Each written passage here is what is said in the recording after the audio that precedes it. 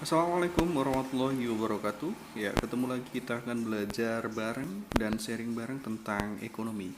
Nah, hari ini kita akan sharing dan belajar bareng tentang kurva tahapan produksi. Nah, perlu kalian tahu, kurva ini adalah kurva yang menunjukkan hubungan antara output atau hasil produksi dengan penambahan jumlah labor atau tenaga kerja. Ya, jadi di sumbu Y-nya ada output produksi atau hasil produksinya, di sumbu X-nya ada labor atau tenaga kerja. Nah, jadi di dalam kurva ini nanti akan ada tiga garis ya, ada tiga kurva. Yang pertama itu adalah kurva total produksi. Nah, yang paling atas ini. Yang kedua ada ada average product atau rata-rata produksinya. Terus ada yang ketiga adalah marginal product atau marginal produksi atau selisih penambahan output produksi ketika kita menambah labor atau tenaga kerja. Nah, jadi di kurva tahapan produksi ini ada tiga tahapan produksi yang akan kita pelajari bersama. Nah, nanti kita akan bahas satu persatu tahapannya. Tahap yang pertama itu adalah bagian di sini, ya, yang saya tandai dengan tanda panah ini adalah tanda bahwa ini adalah tahap pertama dari kurva tahapan produksi. Tahap pertama itu dimulai dari titik origin, jadi dimulai dari produksi itu belum dimulai, jadi outputnya 0, tenaga kerjanya juga 0. Nah, ketika ditambah tenaga kerjanya di sini, output atau total produksinya mulai bertambah, ya, mulai bertambah di sini, ya, sampai nanti tahap produksi itu tahap pertama akan berhenti ketika marginal produknya sudah mencapai titik maksimum, ya. Jadi penambahan produknya sudah mencapai titik maksimum, ya, itu adalah tahap pertama selesai. Nah, tapi di tahap pertama ini total produksi yang dihasilkan belum mencapai puncak. Puncak total produksi itu akan diperoleh di tahap yang kedua.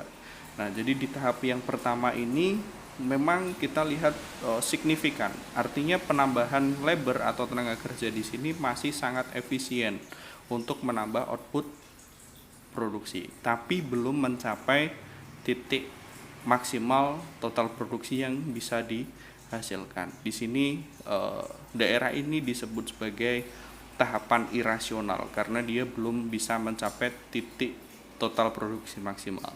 Nah, di tahapan kedua, ya, di tahapan kedua itu ada beberapa titik nih. Kita bahas satu-satu. Tahapan kedua itu dimulai dari ketika marginal produknya dia mencapai di titik maksimum sampai dengan marginal produk sama dengan 0. Itu adalah tahap kedua.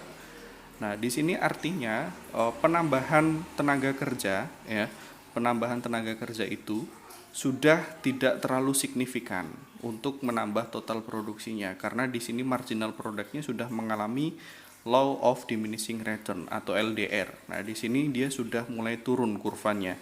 Tapi dia masih positif karena apa? Karena di sini kita lihat total produksinya masih terus bertambah sampai di titik puncaknya ketika MP sama dengan 0. Artinya tenaga kerja yang ditambahkan di situ masih efisien dan rasional, ya. Kita sebut sebagai rasional karena dia bisa sampai menyentuh di titik maksimal total produksi yang diinginkan. Nah, di sini ada juga titik perpotongan antara AP dan MP. Nah, jadi rata-rata produksi itu, kalau kita lihat ini, kurva rata-rata produksi itu, dia akan mencapai titik maksimal ketika dia sama dengan MP. Nah, ini adalah tahap kedua, di mana total produksi maksimum dicapai ketika MP sama dengan 0. Jadi di sini labor atau tenaga kerja yang ditambahkan sangat rasional karena dia bisa mencapai total produksinya. Nah, setelah itu akan terjadi LDR lagi pada total produksi, akan terjadi law of diminishing return. Artinya apa? Di tahap ketiga ini, ketika kita menambahkan labor atau tenaga kerja, marginal produknya menjadi negatif. Ketika marginal product menjadi negatif, artinya kan selisih dari penambahan produknya dia menjadi negatif. itu akan berpengaruh pada kurva total produksinya, dia juga akan turun, ya kan? Karena penambahan tenaga kerja itu tidak malah menambah marginal product, malah dia marginal produknya negatif. Artinya di sini total produksinya akan turun. Semakin kita tambah tenaga kerja, maka total produksinya semakin turun karena dia sudah tidak efisien lagi, ya. Produktivitas dari tenaga kerja yang ditambahkan itu tidak berpengaruh pada output yang dihasilkan, malah menjadi beban perusahaan untuk membayar atau menggaji dari labor ini. Marginal produknya turun, secara otomatis total produksinya juga akan turun.